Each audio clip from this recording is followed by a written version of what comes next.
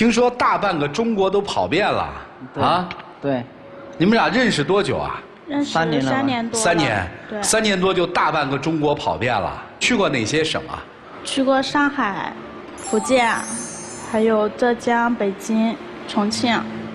对于年轻人来说，3年去这些城市都工作和生活过，也确实算是奔波劳苦了哈。你现在是觉得说，3年为他付出这么多，你现在一点点小小的要求提出来，他都不愿意满足，是吧？你的要求是什么呢？因为我就觉得跟他在一起那么多年了嘛，然后就是我们2个是在上海认识的，然后2个也是同事。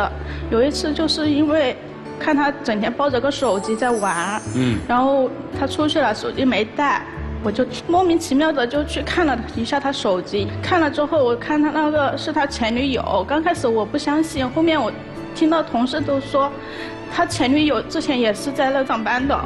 我那不是只跟他一个工作上的关系嘛，因为他跟我也是同事，所以说我可能在工作上会有一些交接，包括当时我的聊天啊，还有电话记录啊，他都看过了啊。但是之前是我自己莫名其妙的去看，如果我在想说我没有去看的话，他会不会跟我说，会不会主动跟我说？这个不重要嘛。后来这个问题怎么解决了？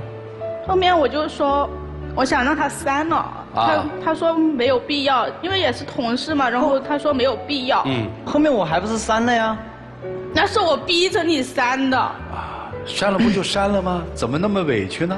删了之后，你不知道他有时候会他就觉得吧，在我面前说他前女友比我怎么好怎么好，反正就，如果是说你跟我在一起了，你不能在我面前提你前女友。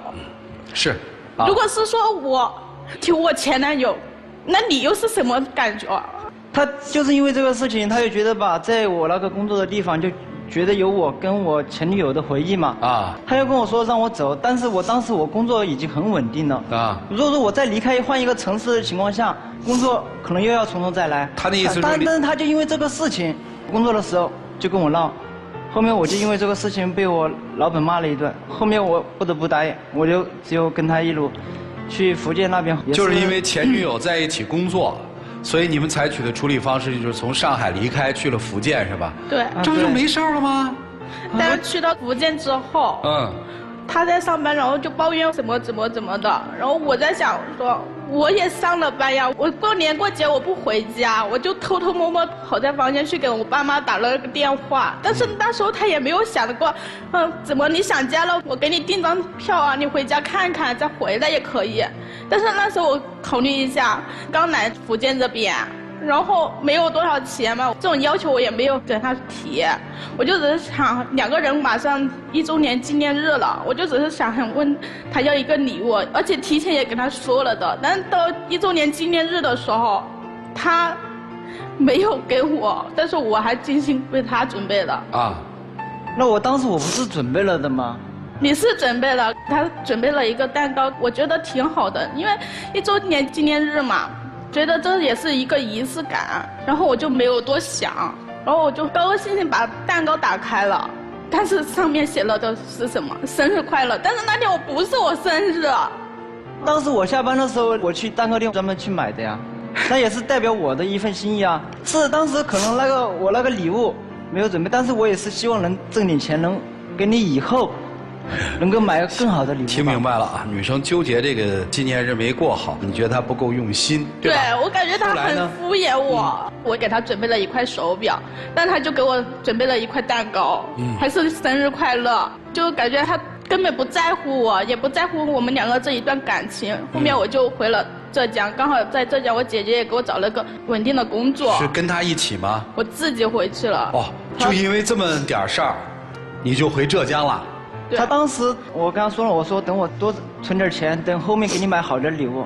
回去以后他就直接发了个朋友圈，就说我这个人比较冷落他了。然后你就回了浙江了。然后他一直在他走了，我就不知道他去哪了。你没跟他说我们分手？我没跟他说，当时我真的心很冷呢，我就想说我自己走了算了，谁知道后面他跟着屁颠屁颠又跑过来追我。那你是怎么找到他的？就因为他突然一下子就走了啊！我根本都找不到人。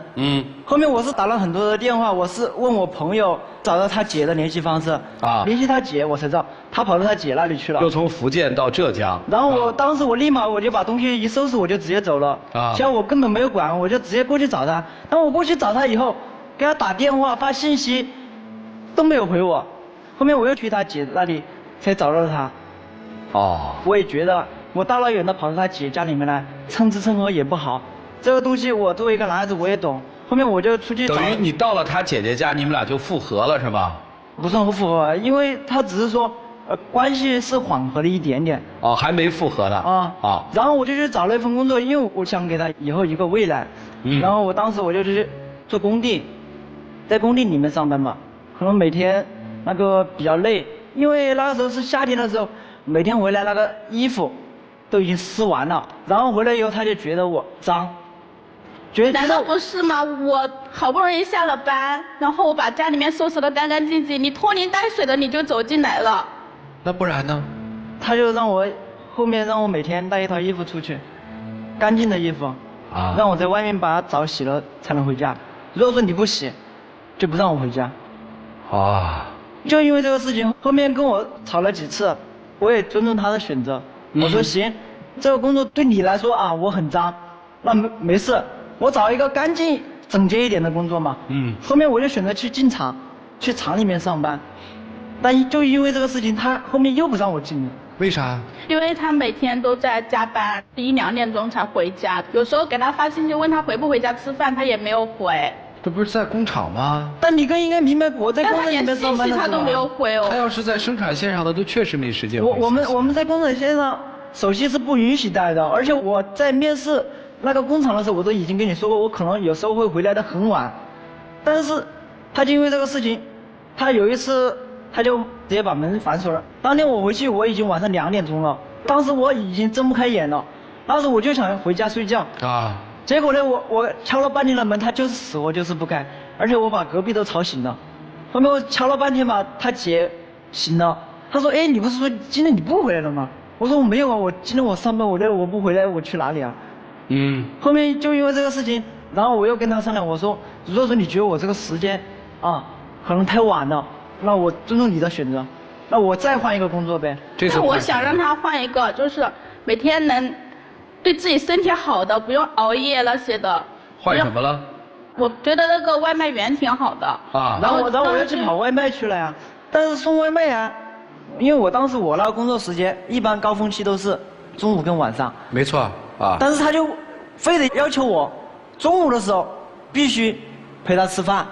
那如果说我中午我不出去跑的话，但是他早上他不去，他每到中午饭他就跑出去了。对啊，外卖员不就是中午和晚餐的时候是高峰？但就是以前有个朋友，他也是跑外卖的，人家早上都出去，中午都可以陪他女朋友在家里面吃饭，为什么他就不行？但我就想多挣点钱呢，能为我俩以后好一点。啊，他就因为这样，然后后面我这个工作我又做不成了，我就在家里面，他又嫌我在家里面又碍事儿了，他自己又偷偷走了。去哪儿了这次？第二天我早上我起来，我看人影又没了，我就问他姐，他姐就直接跟我说，他说你好意思吗？你好意思跟我去问他的去向吗？我说我到底怎么了呀？啊！他姐又把我俩的事情又拿出来说，我都听不下去了。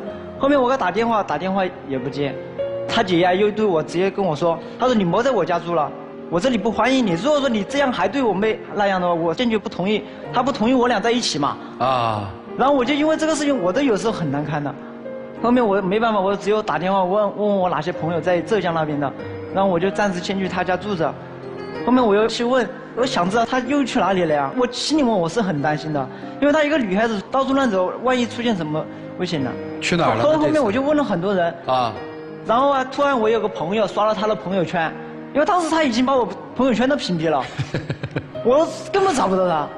然后后面我朋友跟我说，他说，哎，他发的朋友圈不是去北京那边去了吗？后面我又让我朋友告诉他，我说我去北京找他了。如果说他不理我的话，那我可能就在北京迷路了。去了北京以后，然后我给他打电话，他还是接了。接了以后，两个人又开始慢慢谈。我没有让你去啊，我只是想自己一个人去北京散散心，耍一耍。是我知道啊，但是我去了以后，我心想嘛，消费还有那些平常房租那些都很高。所以说我就跟他商量，我说我去找个工作，至少咱还有点收入，对吧？然后他就跟我说，你好不容易来到这里，难道你就不能陪我一下吗？本来就是啊，跟你在一起2年3年了，但是你都没有好好的陪过我。既然你来到北京找我了，那你就好好陪我耍一下。他就直接跟我说，他说如果说你要上班，那我就立马就走了。后面我没办法，我只有先陪着他。就这样，我两个耍了小半年。我前几年我挣的钱，我所有的积蓄，然后就在这小半年，我俩花的就所剩无几了。他就跟我说，咱俩回重庆好好稳定的生活，安心的工作。啊。然后就这样，我就立马把他带回重庆，见了我父母，然后我也去他家，也见了他的父母，相互把这个事情定了。连婚纱照都拍了，然后他在重庆呢也找了一个美容师这一块的，但是我没有上班，因为当时我心想吧，回了重庆以后，我想我先学个驾照吧，学了以后到时候后面我可以不管是跑网约车呀或者滴滴啊，这样的话情况下我每天我也有时间，你也知道我们两个都快要结婚了是吧？现在你没上班，我也没有说什么，你就老是拿你考驾照来当幌子。我从我那边去你那边要2个多小时。有一次他让我去他那里吃饭，但是我过去了，饭也没做，菜也没炒。我过去我还给他炒菜做饭。我叫他吃饭，他干嘛？他在打游戏。反正跟他说话他也不说，反正就不理。然后让他洗个碗，他说等一下，一把游戏完了再说。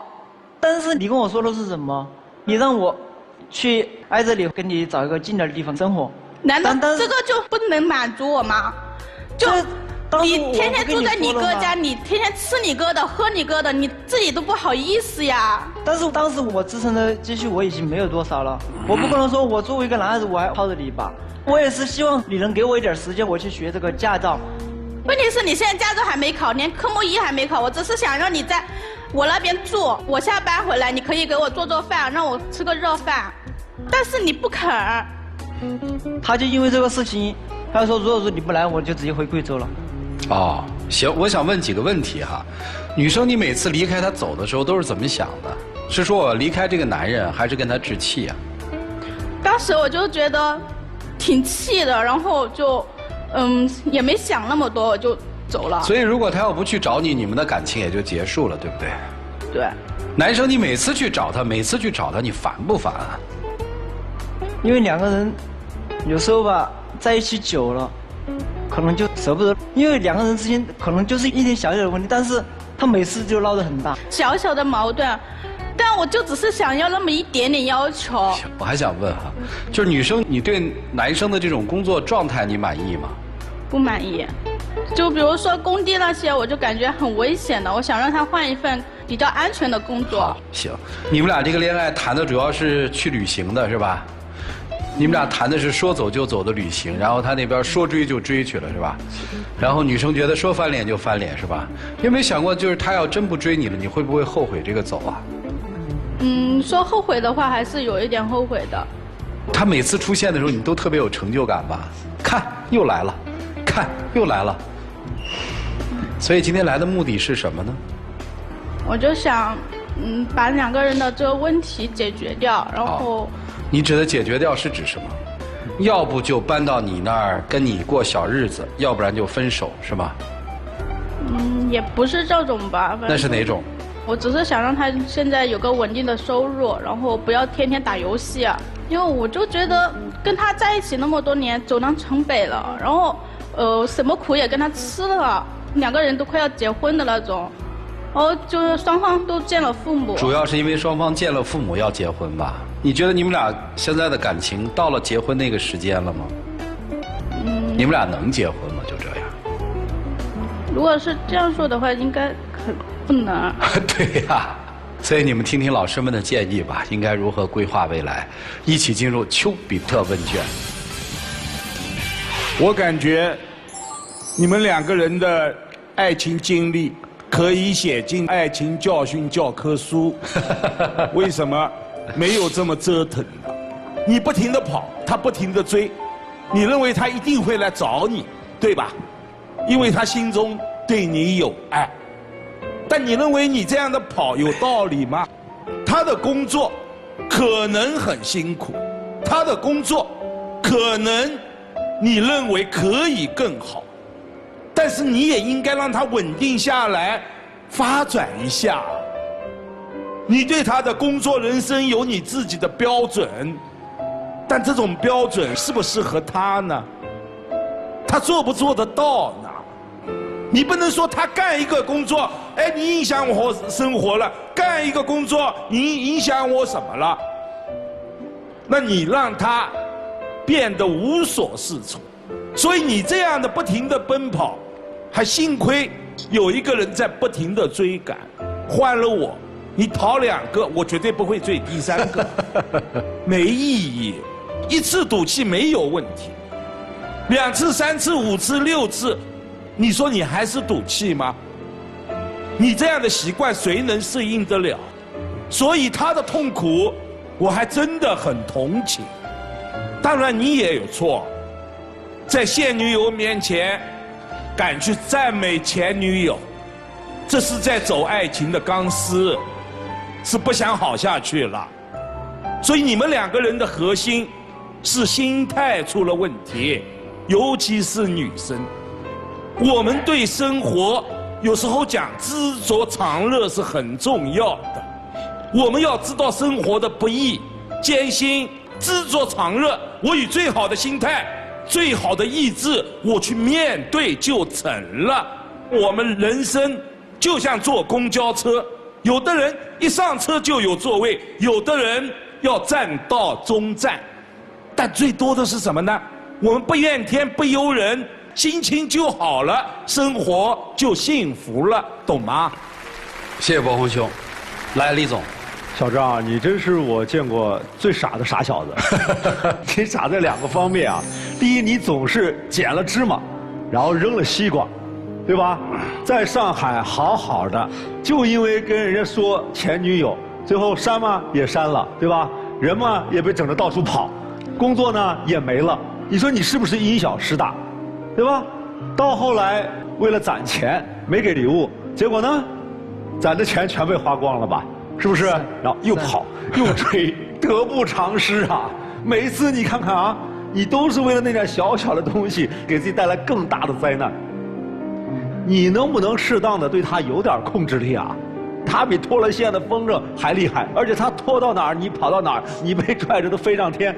你怎么样你也得为你自己，为你们俩的未来而着想，是吧？什么城市，什么工作单位，什么样的工种对你的未来是有发展的，适合你的特长，对不对？那你的人生才有希望。你傻乎乎的人生被牵着走，我的天哪！我看了你都觉得心疼啊，又心酸呐，啊，然后又好笑，啊，你真的是百折不挠。小姑娘，我想跟你说句话，你有没有想，你把她折磨成什么样了？你的任性不但把她的事业、她的工作打得七零八落，而且把她的心和她对你的感情也逐渐的打得七零八落。2个人之间的爱情不能透支啊！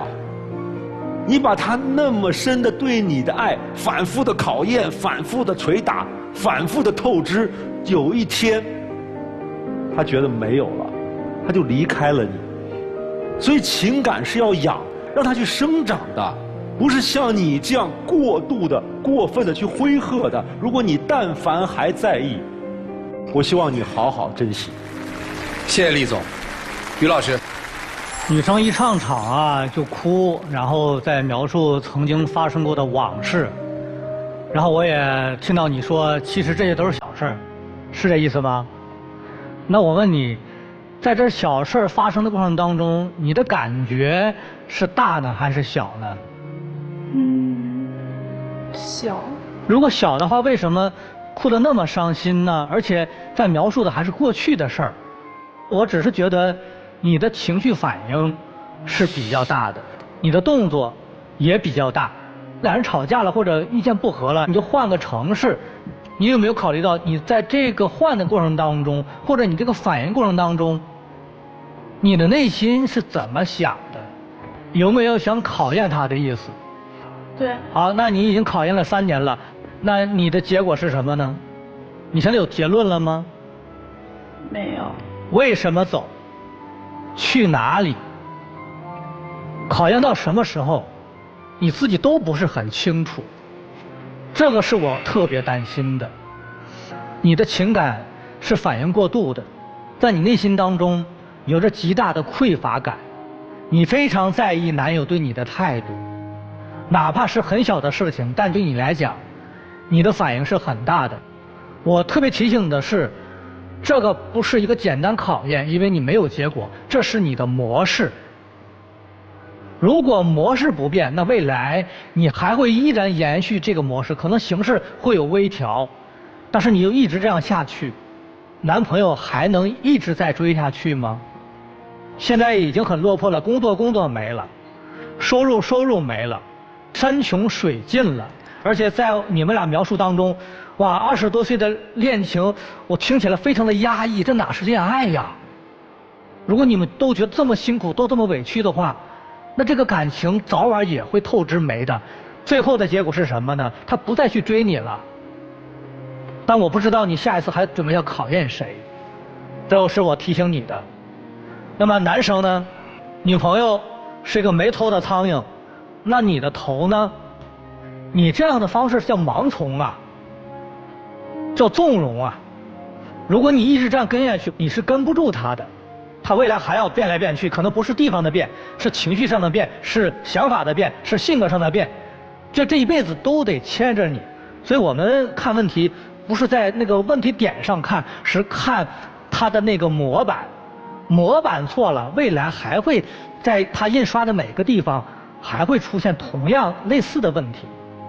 那我想说的是，你要有一个主见，俩都没主见，最后什么也不是。你就决定了，这次他再走我不去了，我按照我的方式来，他回来我们考虑考虑，最后能听你的。如果不行，那我也差不多该停下脚步，要打造你属于你自己的生活。这也给他一个提醒，要不然他就以为只要我走你就跟着，他还觉得这挺好的，慢慢的他还找到了成就感，这就是一种纵容嘛。所以停下脚步，看看他怎么走吧。我觉得这对你来讲也是一种考验。也是一个试探，好吧？好，谢谢于老师。米娜老师，在我看来，这3年你对他就是妨碍，你不但妨碍他，你也妨碍了自己。每一次从一个地方逃跑，看似是为了感情负气而跑，其实也还有对于自己失败的一次逃避。你所逃跑的每一个城市，你也没有干出什么像样子的工作来。也没有哪一份工作非你不可，没有哪一个岗位赏识你赏识的不行，也就是你在一个地方觉得自己可有可无，所以你跑了。他当然也被你妨碍了，成为了跟你一样的人。这3年他的履历一团糟，可能比不上跟你之前他还能存下一点钱。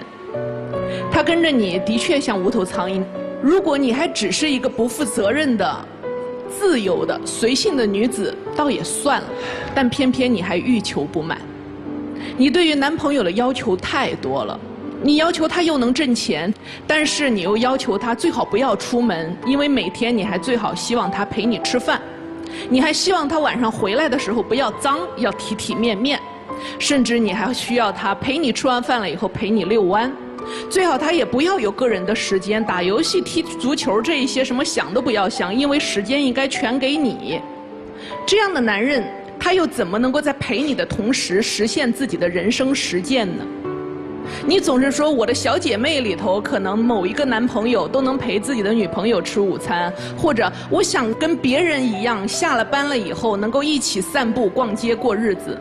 当你这么说的时候，有没有问问自己，你和那些小姐妹，你和那一些别人像吗？你有他们那么踏实的工作吗？你有他们那样少作一点，少闹一点，对人生负责一点，对男朋友负责一点，对每一份工作负责一点吗？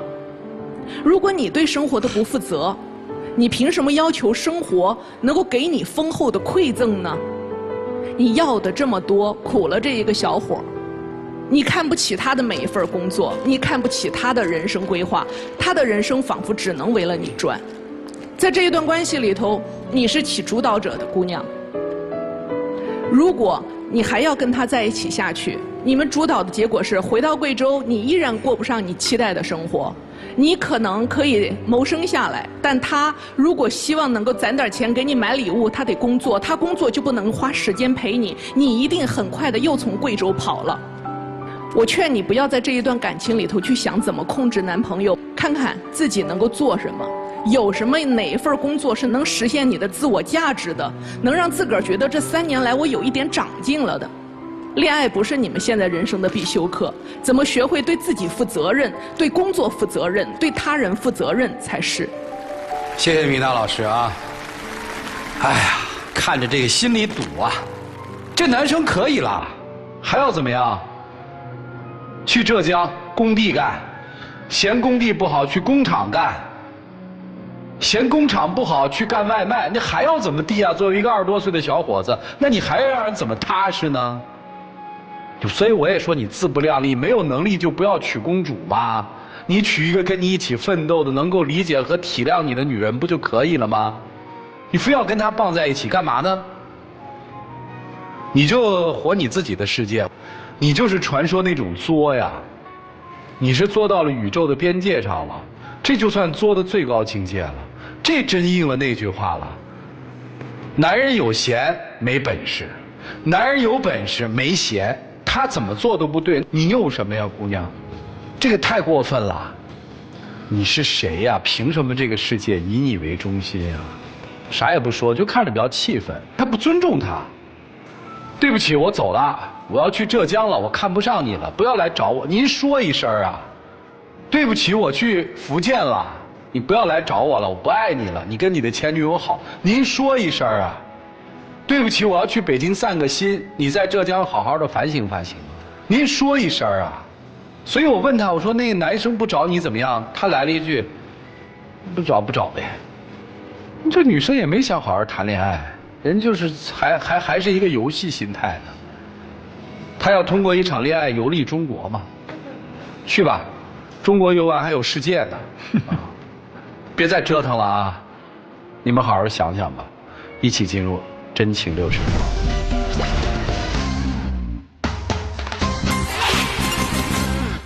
其实我们在一起3年了，也经历过坎坷，也一起吃过苦，甚至包括我想过我2个有个安定的生活，一起去为了以后的一个家庭去打拼。其实我这人我没有什么要求或者是怎么样，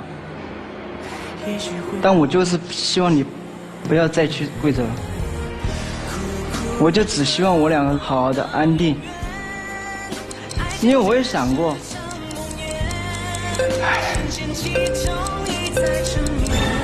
你是真没志气啊！他说这段话的时候，我就想笑，你知道吧？你们俩一起吃了很多苦，你们俩原本不用吃那么多苦，你们俩是没有困难要制造困难，没有苦难要制造苦难。这姑娘在这苦难里面很开心啊，她觉得是恋爱呀。你还跟着傻呢，还不说再见啊？你跟着她永远会吃苦，因为那个苦不是生活本身带给你们的，是这姑娘制造来的。您要还在上海，还在那个单位好好工作着，您现在得是领班了吧？您现在得是经理了吧？3年下来，您跟有更多的同事关系了吧？您现在有什么呀？哎呀，就好多人看不起在一个单位，现在年轻人特多说，我一个单位不能干很久，恰恰忽视了，如果你在一个单位干得很久，你是干外卖的，可能今天你干了3年，你都会有自己的一个团队了。你都是一个包片的经理了。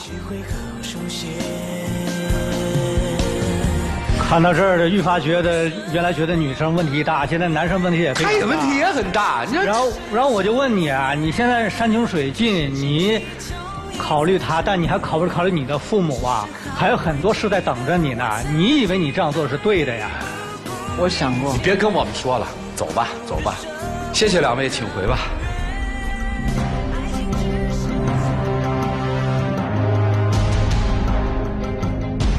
来，请关门。来，我看看这俩人有没有一个能清醒的啊？请开门。女方应该不出来，女方肯定是不出来的，就看男方吧。男孩醒悟了，哎呦，挺好，挺好。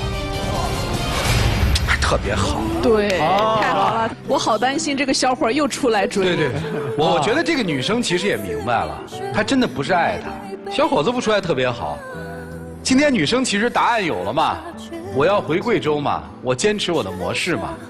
小伙子因为最后告白的时候是说，求求你能不能留在重庆，不要回贵州，我们好好过日子。哎，这是一个太好的结果。